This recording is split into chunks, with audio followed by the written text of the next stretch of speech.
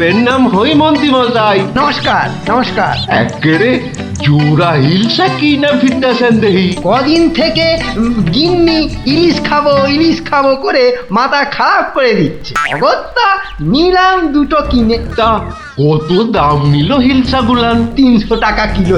300? কেন, খুব বেশি নিল নাকি? বেশি মানে? আপনারে একদম ঠকাই দেছে বেটা। বলো কি হে, ঠকিয়ে দিয়েছে? আল বাত ঠকাই দেছে। কালই তো ওই হোতল বাবু 200 টাকা কেজি দরে লইয়া আইল। মাত্র 200 টাকা করে? তবে আর বলতেছি কেন, তোমার ফদল বাবু যে মাছটা কিনেছিল সেটা বোধহয় গঙ্গার ইলিশ, বুঝেছ? আর এগুলো হচ্ছে পাকা পদ্মার। আর কয়েন না মন্ত্রী মশাই, আপনার কথা শুই না ঘোড়াও হাসবা। এই নবদ্বীপে পদ্মা আসছে কোথায় কম দেহি? সে পদ্মা হলো গে আমাগো দেশে, মানে বাংলাদেশে। বেটা গোমুখদের কি করে বোঝাই? ঠিক আছে বাবু, ঠিক আছে, আমার পয়সা আমি ঠকেছি, ব্যাস, তোমাদের কি? হ্যাঁ, আমি চলি।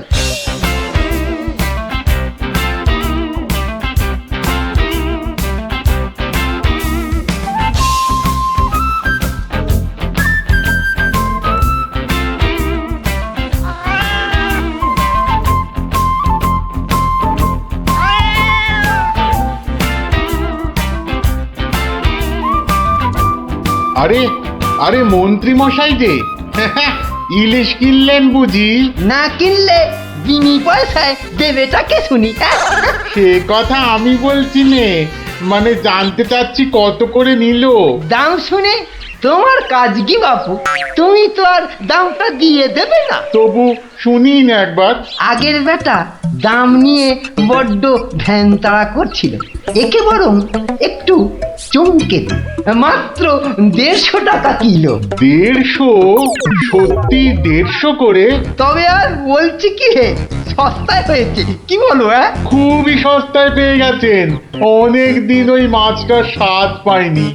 আপনি যদি কর্তা মারে বলে না, না বেশি নয়, এই 2-1 পিস যদি পাঠিয়ে দেন। এই বেটা দেখছি এক কাটি বাড়া, কিছু বললে নাকি? হ্যাঁ, না না, বলছিলাম কি কর্তা মারে বলে যদি। বলবো কথা মারে, নিশ্চয়ই বলবো। ধন্যবাদ। এ তো দেখি ইলিশ কিনে মহা ঝামেলা হলো। সকলেই দাম জানতে চায়। আরে বাবা, বাজারে গিয়ে দাম করলেই তো লাটা চুকে যায়। যত সব। আরে মন্ত্রী মশাই যে ইলিশ কিনে ফিরছেন বুঝি? আরো একজন হাতে ইলিশ দেখেও জিজ্ঞাসা করা চাই, ইলিশ কিনে ফিরছেন বুঝি? দেখতেই তো বাচ্চা বাবু, এগুলো ইলিশ, রুই কাতলা নয়। তা সস্তায় পেয়ে নিয়ে এলাম দুটো। বস্তায়? বলেন কি, বস্তায় করে ইলিশ মাছ বিকোচ্ছে নাকি? কোথায়? এ তো দেখি বদ্ধ কালা। বস্তা নয়, সস্তা, মানে কম দাম, বুঝেছো? ও, সস্তায় পেয়ে গেলেন? তা বলবেন তো। তা এমন চেঁচাচ্ছেন কেন? আমি কি কালা নাকি? যাকে ওসব কথা। সস্তা বলতে কত সস্তা মন্ত্রী মশাই? মানে ঠিক কত করে নিল? একদম জলের দরে। ফলের দরে ইলিশ মাছ? সস্তাই বটে, সস্তা, ঠিক বলেছেন। তা কবে হচ্ছে ইলিশের ভোজ? আমার শ্রাদ্ধে। আজ রাতে? বলেন কি? তা বেশ, আমি আজ রাতেই না হয় একবার হাজির হয়ে যাবো। কিছু বললে? পিছু চলতে পারলে তো ভালোই হতো। তবে একটা জরুরি কাজ আছে কিনা? এ তো দেখছি মহা ফ্যাসাদ। পেশাদ? আগে আপনাদের পেশাদ পাওয়া তো ভাগ্যের ব্যাপার। এখন তবে যাই মন্ত্রী মশাই, কি বলেন? যাই তবে।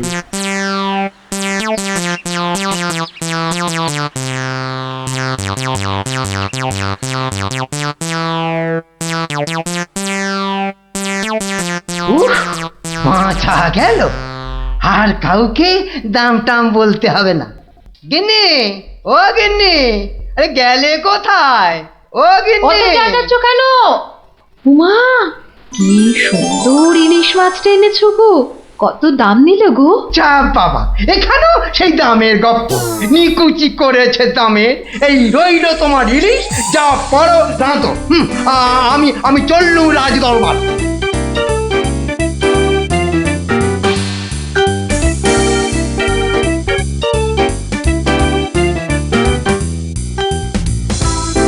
কি ব্যাপার মন্ত্রী, আজ এত দেরি হলো যে? একটু বাজারের দিকে গিয়েছিলাম। সে কি মন্ত্রী, মাইনে দেবার ভয়ে বাড়ির কাজের লোককে তাড়িয়ে দিয়েছেন নাকি? না মহারাজ, তা নয়। তবে কি না, তবে তবে কি মন্ত্রী? আসলে মহারাজ, গিন্নি কদিন যাবৎ বড্ড ইলিশ ইলিশ করছিল, তাই আমি নিজে গিয়ে তা বলবো কি মহারাজ, ইয়া বড় বড় ইলিশ ধরা পড়েছে। ধরা পড়েছে? বলেন কি মন্ত্রী, ইলিশা চোর না ডাকাত যে ধরা পড়বে? আগে ধরা পড়েছে মানে জেলেদের জালে উঠেছে। ভাই বলুন। সত্যি মহারাজ, এমন ইলিশ আমি বাপির জন্মে দেখিনি। আহা, আহা, কি তার সাইজ, কি তার চেকনাই, চোখে দেখলে মনটা একেবারে জুড়িয়ে যায় মহারাজ। চোখে দেখার বদলে চেখে দেখাটাই বোধ হয় বুদ্ধিমানের কাজ। যাকি, তা মন্ত্রী মশাই, আপনি কি আবার মন্ত্রিত্ব ছেড়ে ইলিশ মাছের ব্যবসা শুরু করবেন নাকি? এ কথা কেন বলছেন মহারাজ? বলছি কি আর সাধে মন্ত্রী, আপনি যেভাবে এই ইলিশ ইলিশ করে খেপে উঠেছেন তাতে কোনো কিছুই অসম্ভব নয়। ঠিক তা নয় মহারাজ, আসলে এটা ইলিশের মরশুম কিনা, যেখানেই যান শুধুই ইলিশ, শুধুই ইলিশের গল্প। আসলে এটা যে ইলিশের মরশুম সেটা না একেবারেই ভুলে গিয়েছিল। আপনি ঠিকই বলেছেন, এই সময়ে ইলিশের গল্প বন্ধ করা প্রায় অসম্ভব। তোরা যে যা বলিস ভাই, আমার শুধুই ইলিশ চাই। সকালে চাই, দুপুরে চাই, রাতেও ইলিশ চাই। আমার শুধুই ইলিশ চাই। মহারাজ, ইলিশ কিনে ফেরার পথে কত লোক যে দাম জিজ্ঞাসা করেছে, কি বলবো মহারাজ। তা আমার দরবার থেকে বাজারের দূরত্ব কত মহামন্ত্রী? প্রায় মিনিট 10 রাস্তা। 10 মিনিট? আচ্ছা গোপাল, ইলিশ হাতে এই 10 মিনিটের পথ কি তুমি আসতে পারবে, যাতে কেউ দাম জানতে না চায়? মহারাজ, এটা এমন কি কঠিন কাজ মহারাজ? বেশ বেশ, তুমি যদি বাজার থেকে একটা এই বড় সড়ো ইলিশ মাছ হাতে নিয়ে প্রকাশ্য রাজপথ দিয়ে আমার দরবারে উপস্থিত হতে পারো, এবং যদি কেউ তোমাকে ইলিশ মাছের দাম জিজ্ঞাসা না করে, তাহলে তাহলে তোমাকে আমি 500 টাকা পুরস্কার দেব। কি তুমি রাজি তো? আমি রাজি মহারাজ। কিন্তু ভুল করেও কেউ যদি ইলিশের দাম জিজ্ঞাসা করে, তাহলে কিন্তু বুঝতেই পারছ, তোমার ওই 500 টাকা জরিমানা দিতে হবে। আর এটাই আমার শর্ত। আপনার শর্ত শিরোধার্য মহারাজ। আজ নির্ঘাত তুমি ঠকবে গোপাল, নির্ঘাত ঠকবে।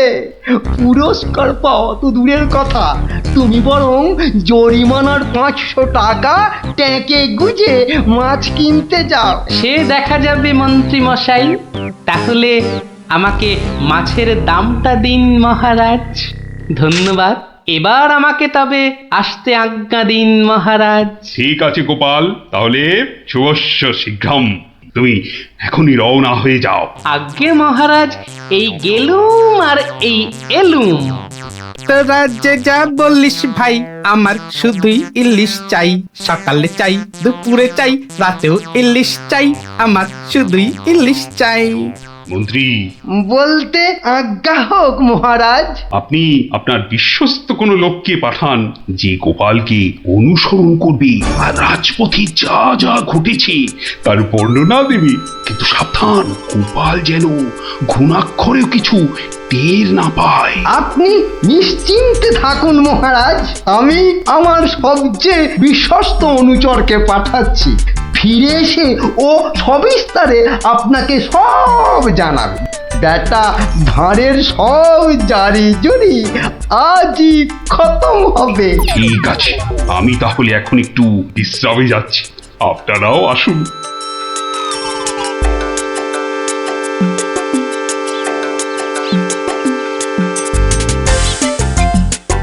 বটা আছো নাকি? ভেতরে আসতে আজ্ঞা হোক হুজুর। তার দরকার নেই, তোমাকে একটা গুরুত্বপূর্ণ কাজের দায়িত্ব দিতে এসেছি বটা। কাজটা করা চাই কিন্তু। নিশ্চয়ই নিশ্চয়ই, কি করতে হবে শুধু বলুন। শোনো, মহারাজ গোপালকে ইলিশ মাছ কিনতে পাঠিয়েছে। তুমি এক্ষুনি বাজারে চলে যাও। গোপাল মাছ নিয়ে ফেরার সময় যেভাবেই হোক মাছের দামটা জেনে নিতে হবে, বুঝেছো? কিন্তু সাবধান, আমি যে তোমাকে পাঠিয়েছি সে কথা ঘুণাক করেও যেন কেউ জানতে না পারে। আপনি নিশ্চিন্তে থাকুন মন্ত্রী মশাই। ঠিক আছে ঠিক আছে, তুমি রওনা দাও, রাজসভায় দেখা হবে, কেমন? হ্যাঁ, কি গো, পাগল টাগল হয়ে গেলে নাকি? এইসব ছাই বর্ষ মাখতেছে বড়। ও গো, আমার কি হলো গো? ওনাকে বোধহয় তেনারা ভর করেছে। ও গো, কি হলো গো? রাম রাম রাম রাম রাম রাম রাম রাম রাম রাম রাম রাম রাম রাম রাম রাম। ও গো, তুমি মরা কান্না থামাবে গিন্নি? থামবো কি গো? তেনারা তোমাকে ধরলেন আর আমি, ও মা গো। ধুর তেরি ছাই। আরে বাবা, ইলিশ মাছ কিনতে যাচ্ছে কিনা, তাই তাই সব ছাই বর্ষ মাখছো? হাতে কড়কড়ে 500 টাকা এনে দিলে বুঝবে এই সাজের কি মহিমা। যাক, এখন আমি তৈরি, এবার চলি গিন্নি, টাটা।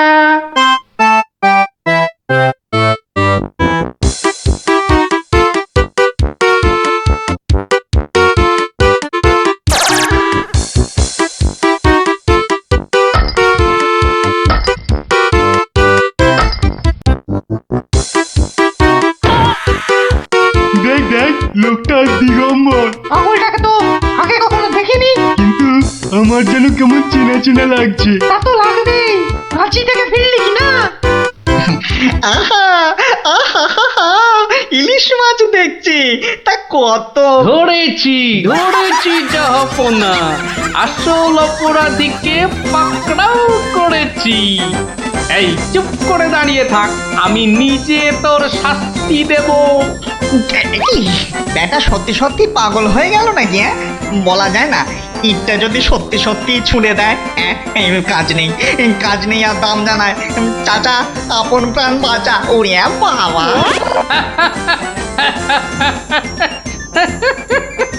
বেটা, ঘুঘু দেখেছো? ঘুঘুর ফাঁদ দেখনি? এই নির্ঘাত মন্ত্রী মশাইয়ের কাজ, না হলে আগ বাড়িয়ে কেন বলতে যাবে?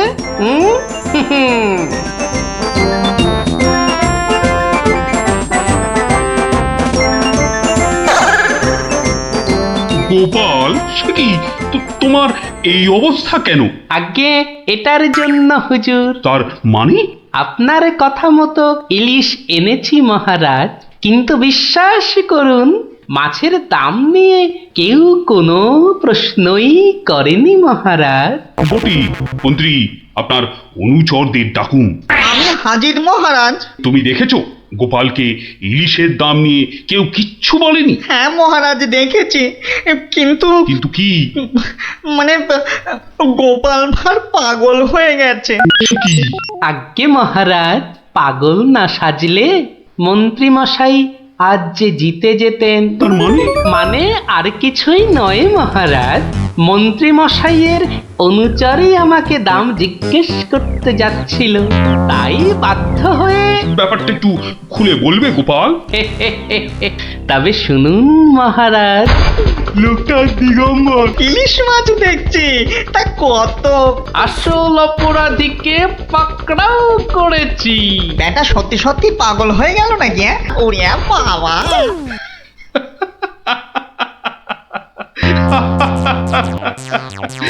কি মন্ত্রী মশাই, গোপালের সঙ্গে আর লাগবে? হ্যাঁ, আমায় ক্ষমা করে দিন মহারাজ, আমি দুঃখিত। না না, শুধু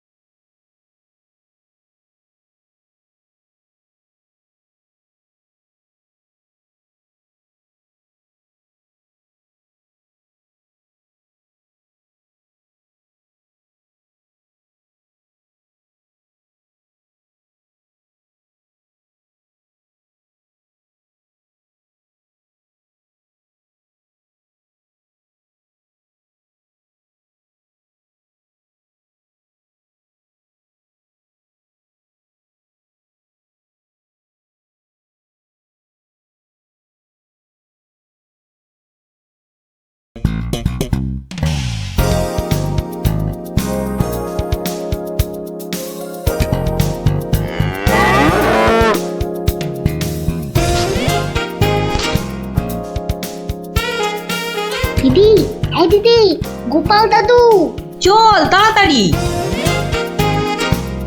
গল্প, গল্প, গল্প, দেখো কাণ্ড, তোরা কোত্থেকে এসে জুটলি রে? গল্প, গল্প, গল্প, গল্প বলো, গল্প বলো, গল্প বলো, গল্প বলো। এই দেখো দেখো, আস্তে আস্তে আস্তে, আরে ধুতি খুলে যাবে রে, ধুতি খুলে যাবে। গোপাল দাদু, গল্প বলো না। দাঁড়া দাঁড়া, ওরে বে, আমি এখন রাজসভায় যাচ্ছি, পরে এসে তোদের গল্প বলবো। না না, এখন। এই দেখো, গল্প না বললে আমরা তোমাকে রাজসভায় যেতেই দেব না। ঠিক ঠিক। গল্প বলো, গল্প বলো। আচ্ছা আচ্ছা আচ্ছা, বেশ, চল ওই গাছতলাটায় গিয়ে বসি। হ্যাঁ, আয় আয় আয়। নাও, এবার শুরু করো। শোন তো, তোরা তো ওই মুর্শিদাবাদের নবাবের কথা শুনেছিস? হ্যাঁ, এক ভীষণ খামখেয়ালি লোক, বুঝলি। হঠাৎ হঠাৎ তার মাথায় অদ্ভুত সব খেয়াল চাপে, আর তার জন্য মাথা খারাপ হয়ে যায় আমাদের মহারাজ ওই কৃষ্ণচন্দ্র। তো সেবার হলো কি,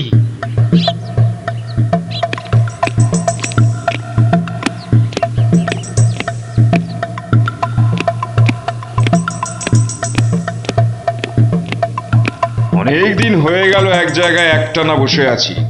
এবার কিছুদিনের জন্য একটু হাওয়া পরিবর্তন করতে হবে। হুজির, জি আগে হুজুর, আমাকে কিছু বলবেন? মুর্শিদাবাদে অনেক দিন হলো পড়ে আছি, এবার আমি বেড়াতে বেরোবো, তার সাথে একটু শিকার করলে মন্দ হয় না। তুমি আমার যাওয়ার আয়োজন করো। আপনি কোথায় যাবার জন্য ইচ্ছা প্রকাশ করেন জাহাপানা? কাছাকাছি এমন কোথাও যেখানকার পরিবেশ চৌস্ত হবে আর শিকারেরও বন্দোবস্ত করা যেতে পারে, এমন কোন জায়গা হদিশ আছে তোমার কাছে? এমন একটা জায়গা আছে বটে, আর সেটা আপনার পরিচিত জায়গা। আমার পরিচিত জায়গা? কোন সে জায়গা? কেন হুজুর, আপনি মহারাজ কৃষ্ণচন্দ্রের কথা ভুলে গেলেন? কৃষ্ণচন্দ্র? হ্যাঁ হ্যাঁ, তিনি তো আপনাকে বারবারই সেখানে যেতে বলেছেন। ওখানকার পরিবেশও অত্যন্ত ভালো, আর কাছে পিঠে বন জঙ্গলও আছে। আপনার মনোবাসনা সেখানে সহজেই পূরণ হবে হুজুর। ঠিক বলেছো হুজি, ঠিক বলেছো। তুমি এখনই কৃষ্ণচন্দ্রকে সংবাদ পাঠিয়ে দাও যে আমি ওর রাজ্যে কিছুদিনের মধ্যেই ছাউনি ফেলবো। তিনি যেন আমাকে অভ্যর্থনা করার জন্য প্রস্তুত থাকেন। যাও।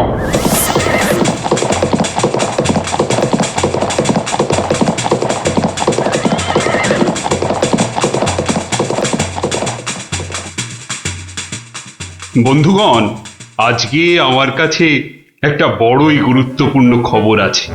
আর কয়েকদিনের মধ্যেই মুর্শিদাবাদের নবাব বায়ু পরিবর্তন করতে আমাদের রাজ্যে আসছেন। নবাব? মুর্শিদাবাদের নবাব? প্রচন্ড খেয়ালি মানুষ, কখন যে হঠাৎ করে কি চেয়ে বসবেন কিছুরই ঠিক নেই।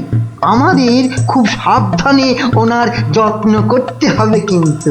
হ্যাঁ, তাছাড়া উনি রাজসভায় আসবেন না, রাজধানীর উত্তর দিকে যে বিশাল অরণ্য আছে তার পাশে ছাউনি ফেলবেন, আর শিকারও করবেন।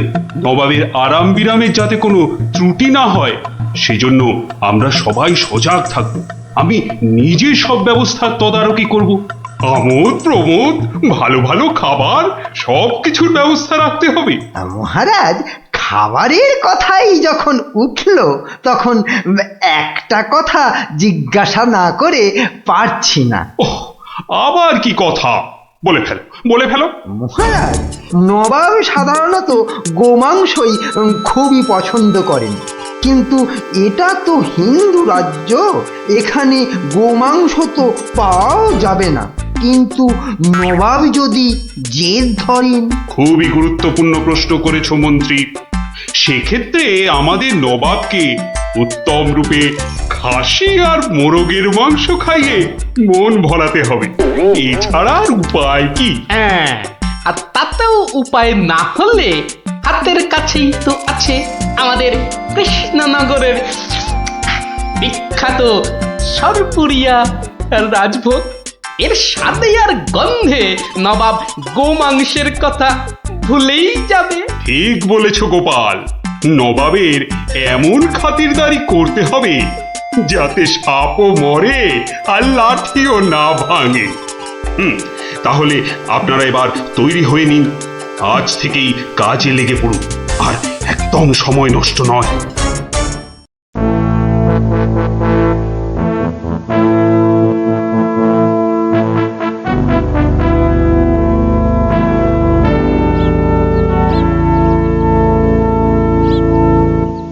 বাহ, বহুত খুব, বড়ই জবরদস্ত চিজ। কি নাম বললেন এই খাবারের? আগে হুজুর সরপুরিয়া, আমাদের রাজ্যের সব থেকে জনপ্রিয় মিষ্টি। তা আমাদের বাবুর্চিকে শিখিয়ে দিলে সে এরকম জবরদস্ত জিনিস নিশ্চয়ই পাকাতে পারবে। নিশ্চয়ই জাহাপনা। তাছাড়া মোগলাই খানার সাথে সরপুরিয়া বেশ ভালোই লাগবে বোধহয়।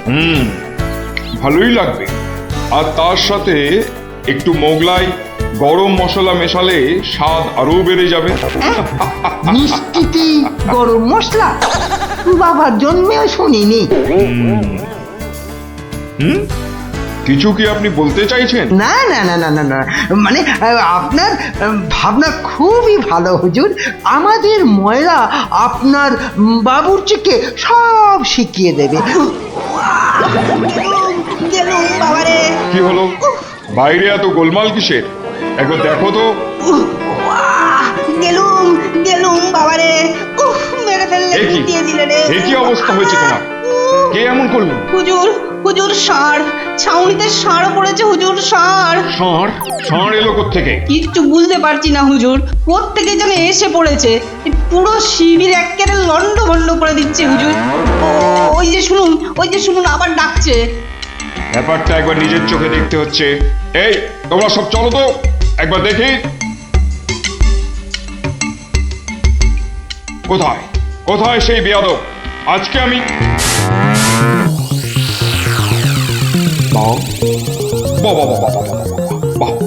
বহুত খুব, কি চমৎকার ষাঁড়, কি নধুর দেহ, যেন তেল চুইয়ে পড়ছে। একেবারে জবরদস্ত গোস্ত। হুজুর আমরা সবাই মিলে এখনই ওটাকে তাড়িয়ে দিচ্ছি। এই না, তাড়িও না, इसको पकड़ो। মানে কি সুন্দর শরীর, চমৎকার মাংস হবে। বেটাকে ভালো করে ধর, আর শুনে রাখ, কাল এই ষাঁড়টাকেই জবাই করে আমার খানা পাকানো হবে।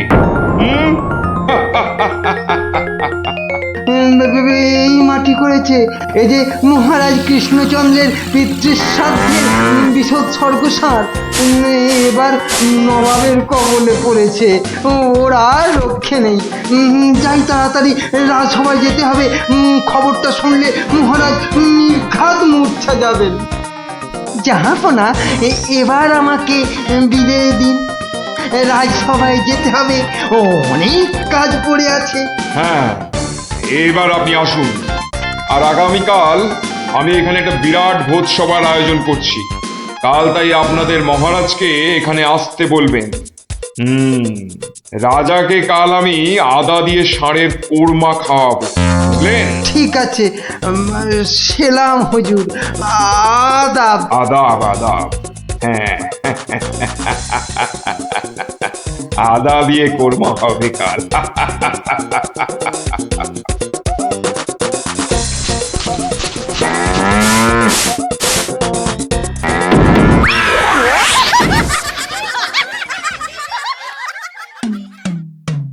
একই কথা শোনালে মহামন্ত্রী, এ আমি কি চরম ধর্ম সংকটে পড়লাম।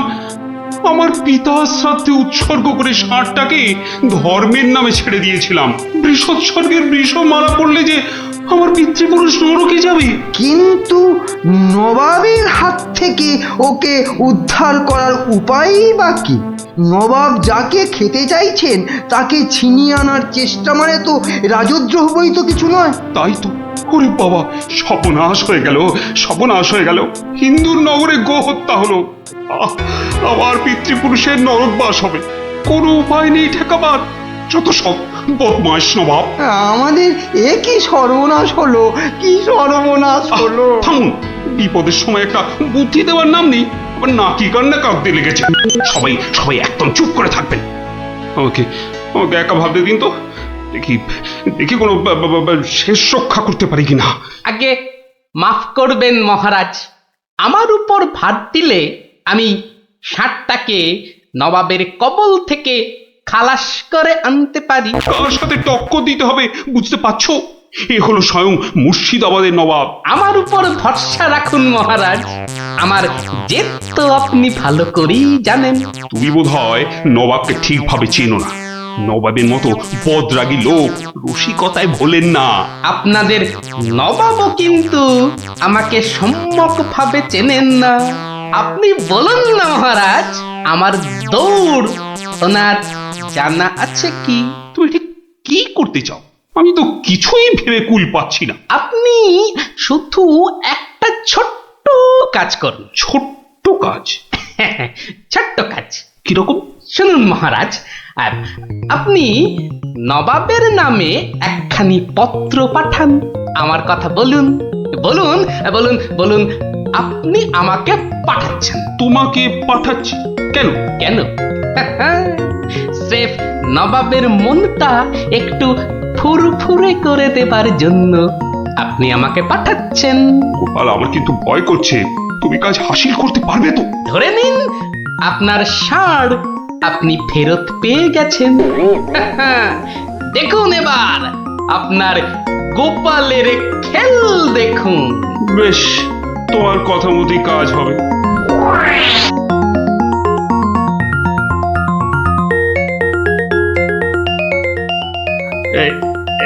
এই আমি চিঠি লিখে দিচ্ছি। প্রণাম মহারাজ, এই চললাম আমি ষাঁড় উদ্ধার অভিযানে।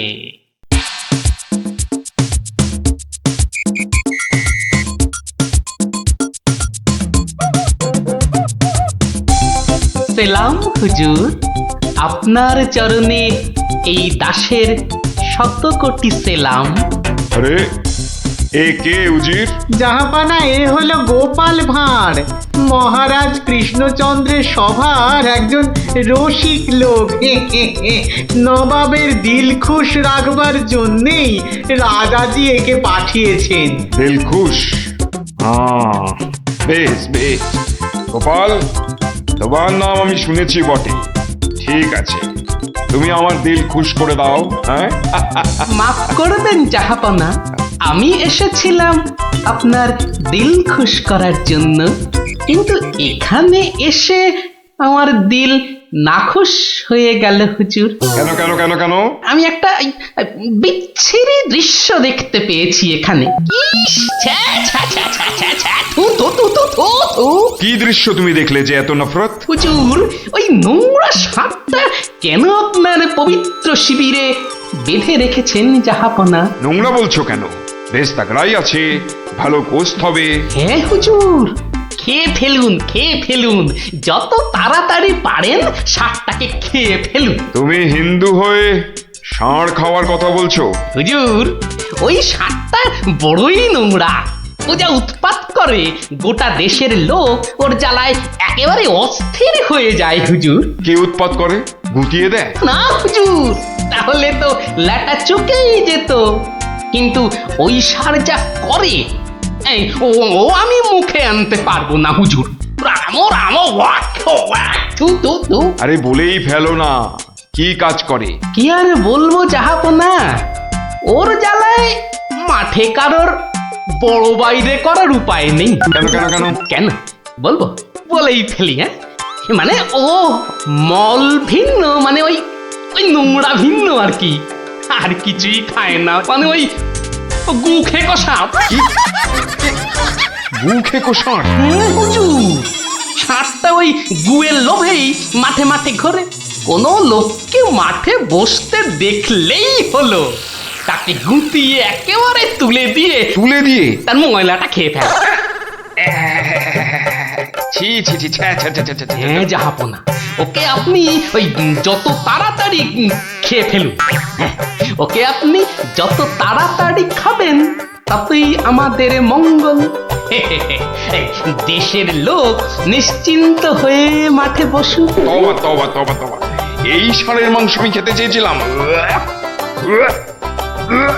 আপনি কি অসুস্থ বোধ করছেন জাহাপনা? না না না না না, মানে ঠিক আছে ঠিক আছে। এই এই এই ষাঁড়টাকে এক্ষুনি বিদায় কর। হুজুর, ষাঁড়টার শরীর স্বাস্থ্য ভালোই, বেশ এই উপাদেয় মাংস হতো হুজুর, না হয় একটু ওই মলি খায় আর কি। না না না না, ওকে দূর করো দূর করো। আর উজি, এক্ষুনি আমার মুর্শিদাবাদ ফেরার ব্যবস্থা করো, এক্ষুনি এক্ষুনি। জো হুকুম জাহাপানা। হুজুরের যেমন মর্জি। আমি আসছি হুজুর, আদাব। হট হট, ওর দড়ি খুলে দে, যা যা যা যা।